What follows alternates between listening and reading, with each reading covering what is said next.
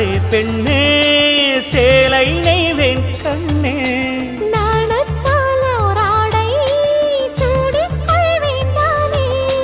பாயாகும் அடி சொல்லாதே பஞ்சனை புதையல் ரகசியமே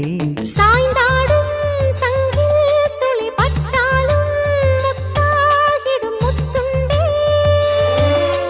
செம்பூவே பூவே உன் மேகம் நான் வந்தால் ஒரு வழியுண்டோ மன்னவன் விரல்கள் பல்லவன் ஒளியோ படை கொண்டு நடக்கும் மன்மத சிலையோ இமைகளும் உதடுகள் ஆகுமோ